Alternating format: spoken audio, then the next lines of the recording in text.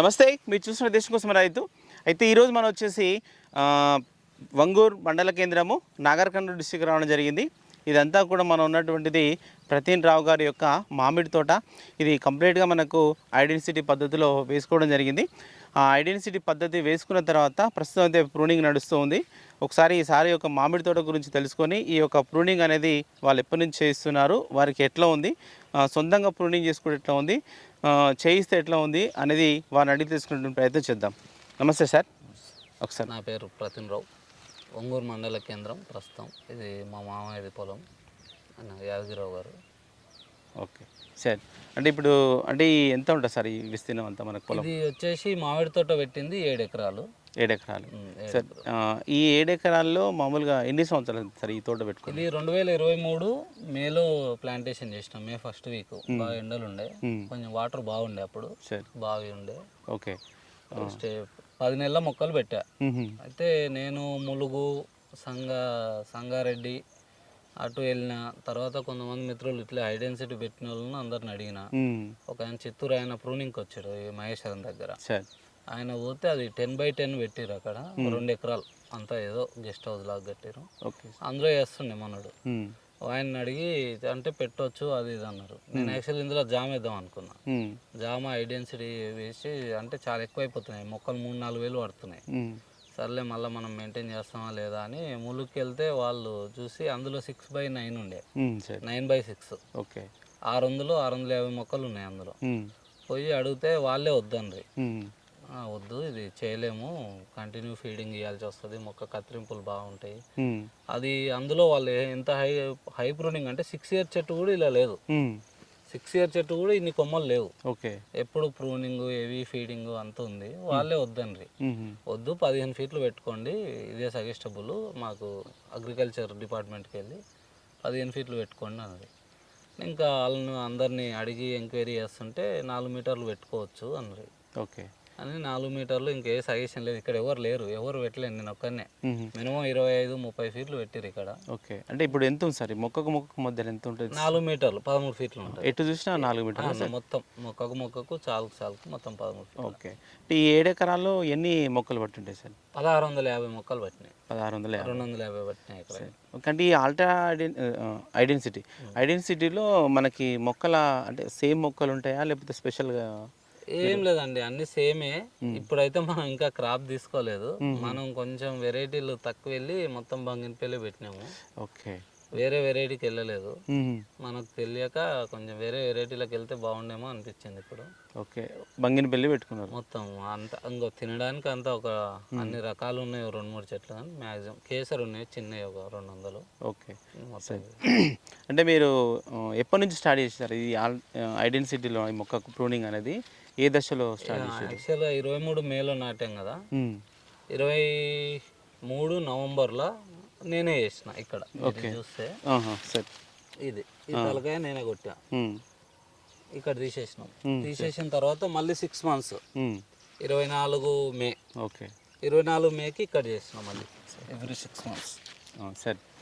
24 మే ఇక్కడ 4-5 బ్రాంచెస్ వస్తాయి, కట్ చేసుకొని మళ్ళీ ఇక్కడ కరెక్ట్ ఈ గెనుపు మీద కొట్టినాం. నేనే చేసినాక మళ్ళీ 6 మంత్స్ 1.5 ఇయర్కి 1.5 ఇయర్కి ఇక్కడ చేసినాం. మళ్ళీ ఇక్కడ మళ్ళీ 2-3 ఉంచుకున్నాను నేను యాక్చువల్గా, వీళ్ళు అగ్రికల్చర్ వాళ్ళు చెప్పినట్టు.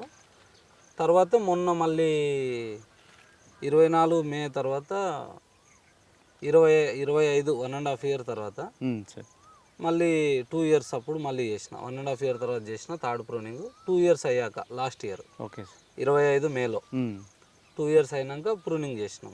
చేసిన తర్వాత చేయలే ఇంకా. అయితే ఆ 2-3 ఇయర్స్ ఇంటర్నల్ క్రాప్ ఉండే ఇందులో, పల్లి వేసింటే. తర్వాత ఈ 25 మేలో వేసి ఇంకా చేయలేదు. మళ్ళీ 6 మంత్స్ ఏదో కాస్త స్టెమ్ బాగా ఊరింది. స్టెమ్ ఊరింది కదా, 3 ఇయర్స్ కాలేదు, ఇంత బాగా వచ్చింది, ఏమైనా కాయలు కాస్తాయేమని వదిలేసినాం. వదిలేసిన తర్వాత బాగా గుబురుగా అయిపోయినాయి. ఇప్పుడు అక్కడ చూస్తే చెట్లు బాగా గుబురుగా అయినాయి. గుబురుగా అయ్యి ఇంకా అంటే కింద పల్లి వాటర్ ఉండే కదా, మనం ఏం స్ప్రేలు చేయలే. బాగానే వచ్చిండే పూత, కొంత కొత్త ఎగురు వచ్చిండే, అది రాలేదు.